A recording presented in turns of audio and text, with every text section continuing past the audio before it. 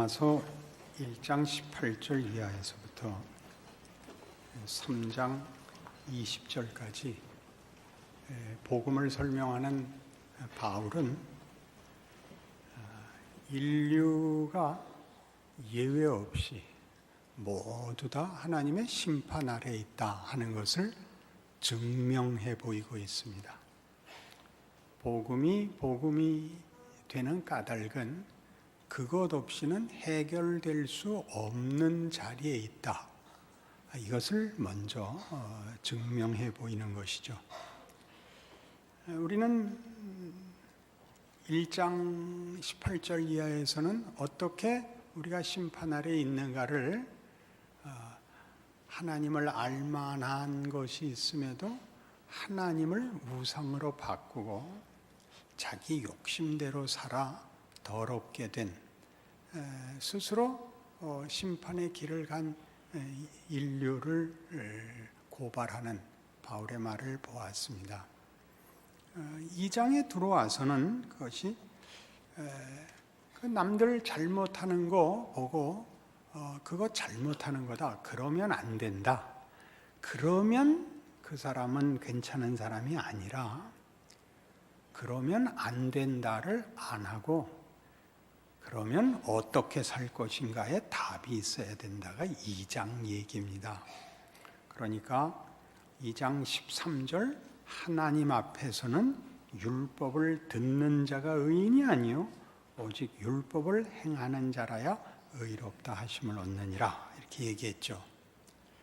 그러니까 아는 것, 지식이 실체가 아니라 그것을 행하는 자가 실체가 되는 겁니다.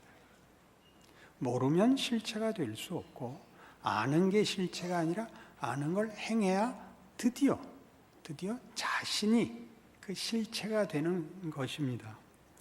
여기 오늘 17절 이하의 말씀은 이 일에 이렇게 모두가 심판 아래 있다는 이 말에 이 의를 제기할 사람들 한 부류가 있기 때문에 그것을 다루는데 그것이 유대인입니다. 유대인들은 우리는 선민이고 하나님의 율법을 받았으며 할례를 갖고 있으니 우리는 하나님의 심판 아래 있을 리가 없다 라는 질문과 도전이 가능하다 라는 그 전제 아래서 어떻게 유대인도 동일하게 심판 아래 있을 수밖에 없는가를 증명하고 있습니다. 예레미야 7장으로 가보시죠. 예레미야 7장 1절부터 봅니다. 여호와께서 예레미야에게 말씀이 임하니라 이르시되 너는 여호와의 집 문에 서서 이 말을 선포하여 이르기를 여호와께 예배하러 이 문으로 들어가는 유다 사람들아 여호와의 말씀을 들으라.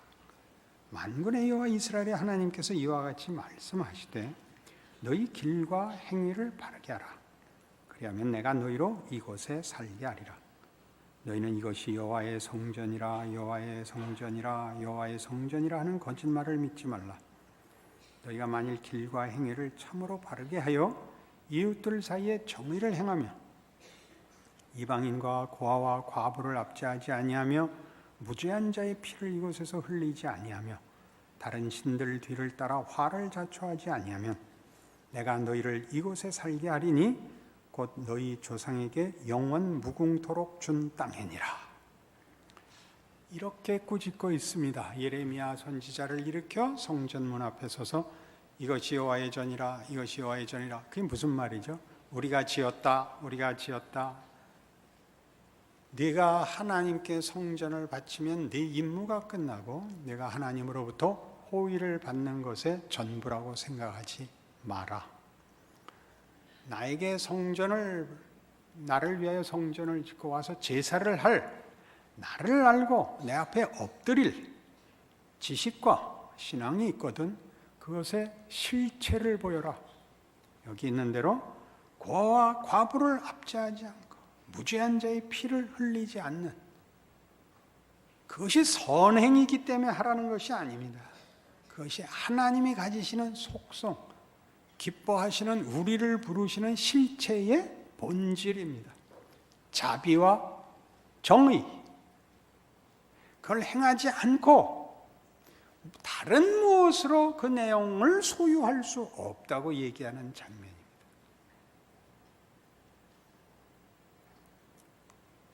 조금 더 읽겠습니다. 보라, 너희가 무익한 거짓말을 의존하는도다.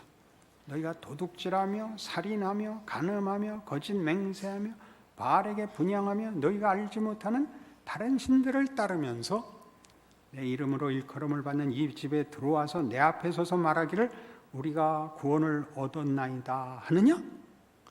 이게 옛날 표현이라 완곡하게 되어 있는데요, 이게 아주 서슬이 퍼런 말이죠. 너희들이 도둑질하고 살인하고 거짓 맹세하고 우상 숭배하면서 성전에만 들어오면, 와서 제사만 드리면 우리는 할 거 다 했다 그러느냐? 말이 되느냐? 이런 겁니다. 현대어 번역을 제가 한번 쓸 작정입니다. 시퍼런 현대 성경 이런 거 하나 쓸 작정. 그러니 여러분 조심하셔야 될 문제죠.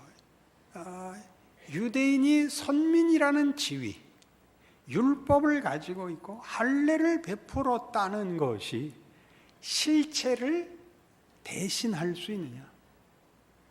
실체의 증거가 될 수 있느냐? 그렇지 않다. 본문에 돌아와 보시면 확실해지는데 이 표현을 본문에서 이렇게 똑같이 쓰고 있습니다. 20절부터 보겠습니다. 2장 20절. 율법에 있는 지식과 진리의 모본을 가진 자로서 어리석은 자의 교사요 어린아이의 선생이라고 스스로 믿으니, 그러면 다른 사람을 가르치는 네가 네 자신을 가르치지 아니하느냐? 도둑질하지 말라 선포하는 네가 도둑질하느냐? 간음하지 말라 말하는 네가 간음하느냐? 우상을 가증히 여기는 네가 신전 물건을 도둑질하느냐? 율법을 자랑하는 네가 율법을 범함으로써 하나님을 욕되게 하느냐? 놀랍지 않아요? 하나님을 안다, 하나님의 뜻을 따라 산다, 우리는 선민이다 라고 말하는, 하나님을 섬기는 법으로 제시된 그 가장 중심이 되는 십계명을 생각해 보십시오. 나 외에 다른 신을 두지 마라. 피조물의 형상으로 신을 만들지 마라. 내 이름을 망령되이 일컫지 마라. 이 모든 걸 범하지 않았습니까? 율법을 가지고 있는데 그걸 행해서 자신의 실체로 만들지 못했습니다. 유대인들도 예외가 아니다. 이 예레미야 7장의 경고는 너희는 내가 실로에서 행한 일을 회고해보라 라는 말로 이어지는데, 실로에 행한 일이라는 건 사무엘상 4장에 나오는 이 사건입니다. 유명한 사건이죠. 보아두고 다시 기억할 필요가 있습니다. 구약성경 413페이지입니다. 1절부터 읽습니다. 사무엘의 말이 온 이스라엘에 전파되니라. 이스라엘은 나가서 블레셋 사람들과 싸우렸고 에벤에셀 곁에 진치고 블레셋 사람들은 아벡에 진쳤더니 블레셋 사람들이 이스라엘에 대하여 전열을 벌이니라. 그 둘이 싸우다가 이스라엘이 블레셋 사람들 앞에서 패하여 그들에게 전쟁에서 죽임을 당한 군사가 4,000명가량이라. 백성이 진영으로 돌아오매 이스라엘 장로들이 이르되 여호와께서 어찌 우리에게 오늘 블레셋 사람들 앞에 패하게 하셨는가?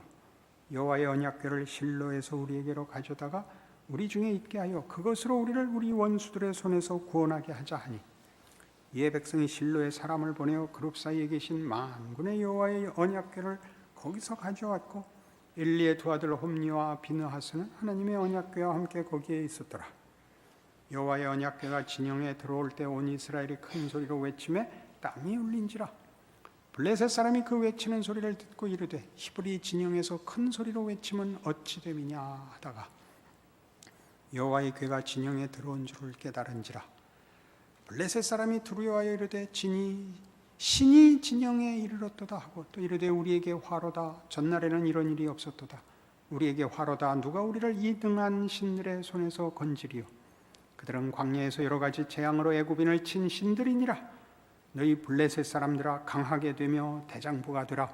너희가 히브리 사람의 종이 되기를 그들이 너희의 종이 되었던 것 같이 되지 말고 대장부같이 되어 싸우라 하고 블레셋 사람들이 쳤더니 이스라엘이 패하여 각기 장막으로 도망하였고 살육이 심히 커서 이스라엘 보병에 엎드러진 자가 3만 명이었으며 하나님의 괴는 빼앗겼고 엘리의 두 아들 홈니와 비느하스는 죽임을 당하였더라. 생생한 역사입니다. 법궤를 갖고 있으면 하나님을 소유하고 있다고 생각했던 이스라엘이 법궤를 앞세워 나가 법궤가 없이 싸워서는 4천 명이 죽고 법궤를 앞세우자 3만 명이 죽는, 그리고 법궤를 빼앗기는 일이 일어납니다. 이사야 52장에 가면 여러 군데 다니셔야 되는데 좀 따라오실 필요가 있습니다. 이사야 52장, 이사야가 이스라엘 백성들의 회개를 촉구하는 장면입니다. 시온이여 깰지어다 깰지어다 네 힘을 입을지어다. 거룩한 성 예루살렘이여 네 아름다운 옷을 입을지어다. 이제부터 할례 받지 아니한 자와 부정한 자가 다시는 네게로 들어옴이 없을 것임이라. 나는 티끌을 떨어버릴지어다. 예루살렘이여 일어나 앉을지어다. 사로잡힌 딸 시온이여 네 목에 줄을 스스로 풀지어다. 여호와께서 이와 같이 말씀하시되 너희가 값없이 팔렸으니 돈 없이 속량되리라. 주 여호와께서 이와 같이 말씀하시되 내 백성이 전에 애굽에 내려가서 거기에 거류하였고 아수르인은 공연히 그들을 압박하였도다. 그러므로 이제 여호와께서 말씀하시되 내 백성이 까닭 없이 잡혀갔으니 내가 여기서 어떻게 하랴. 여호와께서 말씀하시되 그들을 관할하는 자들이 떠들며 내 이름을 항상 종일토록 더럽히도다. 애굽에 잡혀 있을 땐 경우야 아수르에 망했던 북왕조 이스라엘의 역사를 이렇게 모아 함께 놓고 말씀하시기를 내 백성을 세상이 나를 모르는 나라들이 늘 괴롭히고 있는데 이유는 이스라엘 백성의 실패로 인하여 쫓겨간 것입니다. 아수르와 바벨론의 포로로 쫓겨갔죠. 그리하여 하나님의 이름이 종일 모욕을 당하십니다. 내 이름이 모욕을 당하니 내가 참고 있겠느냐라고 구원을 말씀하시는 이 내용 속에 그럼 너희는 왜 쫓겨갔고 나는 왜 모욕을 받는가 생각해 보라가 같이 들어있죠. 모든 열방 앞에 하나님의 구원과 복의 제사장이 되도록 부름받은 아브라함으로부터 시작한 하나님의 약속, 아브라함의 후손으로 성립된 제사장 나라 이스라엘이 그들에게 준 하나님을 알고 하나님과 교제하며 그 복을 누리는 모든 일에서 실패하자 이스라엘을 세워 찬송받으시고 그 은혜를 모든 인류에게 주시려던 하나님의 뜻은 깨집니다. 그리고 하나님은 이스라엘을 가만 놔둘 수가 없습니다. 그들도 죄를 자초했으니까요. 그것이 이스라엘의 불신앙으로 그들에게 벌이 심판이 임한 것만 문제가 아니라 그로 인하여 하나님의 이름이 더럽혀집니다. 무엇을 말하고 있는가 기억하십시오. 선민이라는 이유로 안다는 이유로 무엇이 옳은지 안다는 이유로 율법을 갖고 있다는 이유로 그 지위가 아무런 책임이 없는 건 아니다라고 얘기하는 거죠. 옳은 것을 알고 하나님을 안다면 그 아는 것을 실체화할 의무가 있는 것입니다. 지식에 있어서도 지식을 자신에게 적용하여 자신을 만들어내지 못하면 그것이 본인에게 부끄러움이 되듯이 허풍쟁이가 되듯이 이스라엘 백성에게 있어서 하나님을 알고 하나님을 섬긴다는 말은 그것을 실체화하여 자신들을 하나님의 자녀라는 하나님의 의지와 목적에 맞게 스스로를 하나님께 맡겨 인류가 스스로 만들 수 없는 하나님의 목적을 그 은혜로 만들어내지 않는다면 그들은 책임에 전혀 자격이 없는 불성실한 자들이 되는 것입니다. 그것이 이스라엘 역사가 바벨론 포로로 예수님이 오시기까지 막막한 세월을 지나야 했던 가장 큰 이유입니다. 오늘날 우리 성도들에게도 그 인생이 막막해 보이는 이유는 아는 것을 자기 것으로 만드는 그 싸움, 예수를 믿는다는 말, 십자가를 따라간다는 말을 자기 것으로 만드는 일에 실패하는 까닭입니다. 믿었고 십자가를 알고 있으니 책임은 없고 보상만 있다고 쉽게 생각하는 그 스스로 자신을 속인, 스스로가 만든 낙관 속에 아마 길을 잃고 있는 것이 아닐까, 그렇게 오늘 지적하고 있습니다. 1279페이지 아모스서 5장에 가시면 아모스 선지자는 멸망을 앞에 둔 이스라엘을 향하여 이렇게 나중에 그 줄줄이 일어났던 선지자들 중에 하나로서 이런 경고, 이런 꾸중을 합니다. 21절입니다. 내가 너희 절기들을 미워하여 멸시하며 너희 성회들을 기뻐하지 아니하나니 너희가 내게 번제나 소제를 드릴지라도 내가 받지 아니할 것이요 너희의 살찐 희생의 화목제도 내가 돌아보지 아니하리라. 네 노랫소리를 내 앞에서 그칠지어다 네 비파 소리도 내가 듣지 아니하리라. 오직 정의를 물같이 공의를 마르지 않는 강같이 흐르게 할지어다. 유명한 말씀이죠. 기독교 신앙을 가지고 사회를 어떻게 건강하게 더 낫게 만들려고 할 때 가장 자주 쓰는 이 인용입니다. 정의를 물같이 공의를 마르지 않는 강같이 흐르게 하라. 너 혼자 믿고 너 좋다고 숨어 다니지 마라. 사회적 책임을 지라 하는 때 제일 많이 인용되는 말씀입니다. 이 말씀은 우린 깊이 음미해야 됩니다. 오늘 있었던 유대인을 향한 꾸중과 마찬가지로 예수를 믿으면, 십자가를 알면 그게 실체냐 이거죠. 나냐 이거죠. 그것을 믿은 내가 십자가와 예수로 어떤 존재가 되느냐 하는 문제에서 아까 얘기했던 예레미야 7장과 마찬가지로 너희가 실제로 아버지의 말씀을 따라 행할 수 없다면, 실천하고 있지 않다면 너희들의 주장, 지식, 소유는 다 그것 자체가 실체일 수 없고 실체가 되지 않은 이상은 심판을 면할 수 없다. 왜? 하나님은 행한 대로 갚으실 것이다.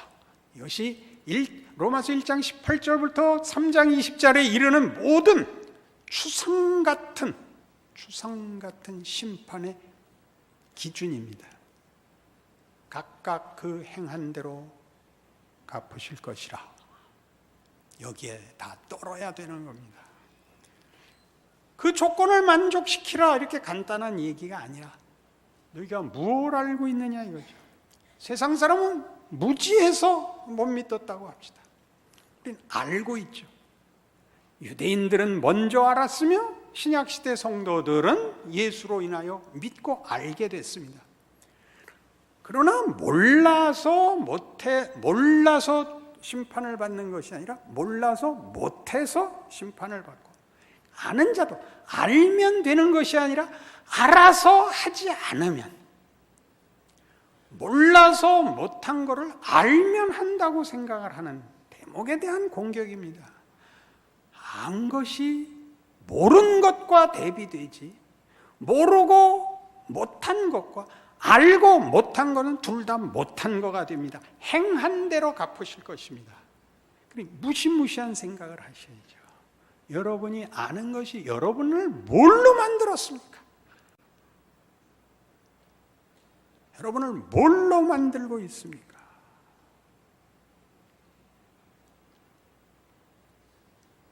아모스가 이스라엘 백성을 정말 돌이키게 하기 위해서 선지자로서 우리 잘 아는 세례 요한같이 나가 정말 피를 토하며 외칩니다. 하나님의 말씀을 전합니다. 우리는 그것만 줍니다. 피를 토했다. 세례 요한을 봐라. 이렇게 얘기하면 우리 몫이 없어지더라니까요. 예수를 그따위로 믿어서 되냐? 그러면 그게 그 사람의 본체가 아니라니까요. 성경이 얘기하는 것 같이 너는 사랑을 하냐? 인내를 하냐? 온유하냐? 겸손하냐? 그렇게 묻는 거예요. 하나님이 그 아들을 보내 우리를 구원하시는 그 구원이 가지는 실제적인 내용이에요. 알게 하는 것이 아니라 우리 것이 되게 하려고 하시죠. 하나님이 베푸시는 은혜, 우리를 향한 구원은 매우 구체적이라서 그 구원은 성육신으로, 인간으로 찾아오십니다. 더 이상 구체적일 수 없죠. 어떻게 하면 더 이상 구체적이겠습니까? 하늘에 무지개가 가득 찬다. 은하수가 가득 흐른다. 땅이 쪼개지고 가운데서 용암이 솟는다. 무엇이 가장 여러분에게서 실제적이겠습니까? 같은 인간으로 오는 것보다 더 무서운, 더 분명한 실체가 어디 있습니까? 구체적으로 찾아오사 우리의 삶을 사시고 우시고 고통스러워하시고 죽으시고 부활하십니다. 우리도 마찬가지죠. 너도 내가 준 말씀, 내가 믿었다는 내용들을 살고 죽고 부활해라. 이렇게 묻는 것입니다. 그래서 여러분, 이것도 나가서 우리 목사님 설교 최고야. 그렇게 살고 죽고 부활하래. 이러고 말 것입니다. 장담하건대 그럴 것입니다. 그러니 내가 얼굴을 펼 수가 없습니다. 죽여버리고 끝이 나야 됩니다. 빌립보서 2장으로 갑니다. 빌립보서 2장 12절.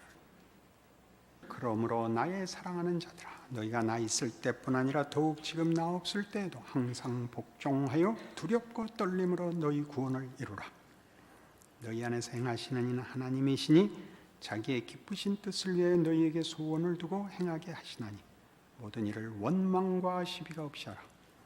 이는 너희가 흠이 없고 순전하여 어그러지고 거스르는 세대 가운데서 하나님의 흠 없는 자녀로 세상에서 그들 가운데서 빛들로 나타내며 생명의 말씀을 밝혀 나의 다름질이 헛되지 아니하고 수고도 헛되지 아니하므로 그리스도의 날에 내가 자랑할 것이 있게 하려 함이라.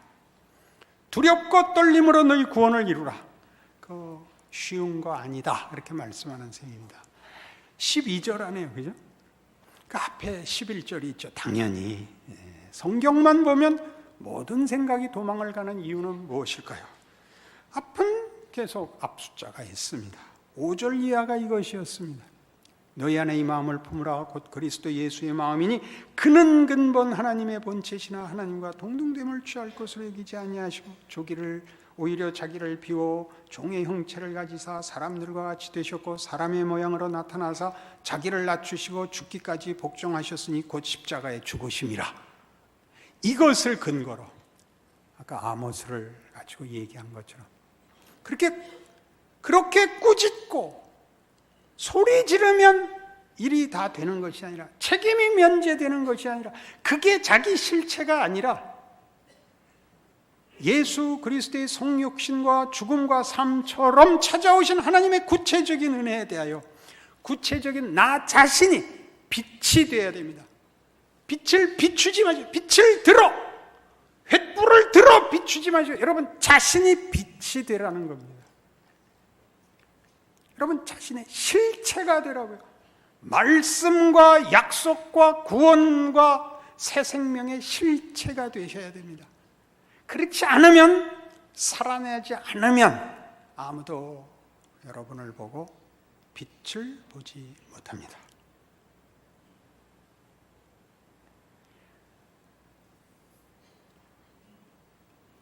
우리가 기독교 2000년 역사 동안에 뭘 했냐면 기독교가 유대인 경멸했습니다. 예수 못 박은 것들, 그렇게는 정체성이 확보되지 않습니다. 복음서를 보면 바리새인들, 그러면 내 정체성이 완성이 된 게 아니고 유대인의 실패를 반복하지 않는 길을 가야죠. 말씀을 갖고 있지 않고 말씀을 살아내야죠. 바리새인같이 표현이 의가 아니라 내용이 의가 되어야죠. 포장이 전부가 아니라 내용이 차야죠. 우린 자꾸 글로 갑니다. 그러니까 이 싸움은 실천의 유무를 따지는 것이 아닙니다. 지금 신앙에서 가장 중요한 것은 실천의 유무가 아니라 실체의 의무를 얘기하는 것입니다. 실천의 유무가 아니라, 이 환갑이 지난 다음부터는 말이 제대로 안 나와서, 실체의 의무를 가지시라고요. 내가 믿고 내가 고함 지르는 것이 나냐? 가장 사소한 도전에 그걸 실어내고 있느냐? 그런 차원에서 하나님이 우리를 이렇게 해라 라고 하는 것은 은혜인 것입니다. 벌이 뭐였죠? 상실된 마음에 버려두는 것이었습니다. 그렇죠? 그게 1장 18절 이하에서 나왔던 하나님의 진노의 구체적 현실이었습니다. 마음의 정력대로 버려두는 것이었습니다. 제멋대로 살도록. 그런 의미에서 꾸짖고 너 이러면 되냐라고 얘기할 때는 하나님 그걸 우리 안에 쌓고 있는 겁니다. 둘러싸고 있는 것입니다. 이러지 마라는 복인 것입니다. 여길 넘어가지 마라라는 울타리와 움켜잡음이죠. 나 외에 다른 신을 두지 마라라고 이렇게 선을 긋고 울타리를 쳐주는 것들이죠. 우린 여기서 벗어나 그걸 외우고 주장하고 고함 지르는 것으로 대신하고 있는 것입니다. 심판과 경고는 복음을 증거하는 데 있어서 중요한 첫걸음입니다. 하나님이 우리를 내버려 두지 않겠다, 포기하지 않겠다가 너무나 두드러지게 강조되고 있기 때문에 실제로 부르시는 예수 안에서의 방법에 대한 이해를 여기서 출발하지 않으면 우리는 끝없이 예수를 믿는 것이 중립지대에서의 선택이 됩니다. 선택을 미루고 살 수 있다고 생각을 합니다.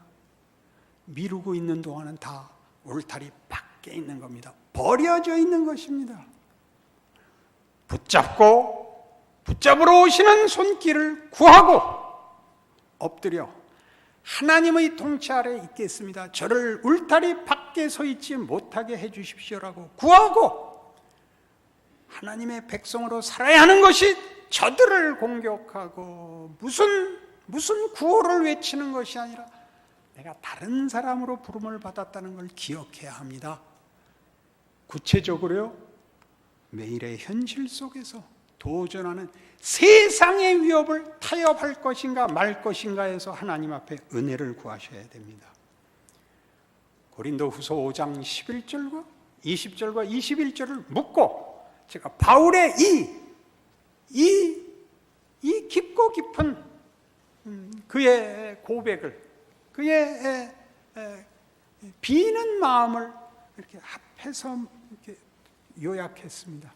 내가 주의 두려우심을 알므로 너희를 권하노니 너희는 하나님과 화목하라. 기도하십시다. 하나님 아버지, 하나님과 화목하려면 순종해야 됩니다. 하나님을 아버지라 부른 이상 무릎 꿇어야 합니다. 그것은 굴복도 아니고 구속도 아니고 손해도 아닙니다. 거기서만 생명과 진리가 나오고 의미와 가치와 자랑과 기쁨이 흘러나옵니다. 어찌 생명이 우물가를 떠나겠습니까? 하나님의 거룩하심으로 부름받은 거룩한 백성이요 영광된 인생인 줄 아는 주 예수 안에서 허락하신 은혜로 우리로 하나님의 사람으로 사는 충성과 인내도 배우게 하옵소서, 누리게 하옵소서, 자랑할 수 있게 하여 주시옵소서. 예수님 이름으로 기도합니다.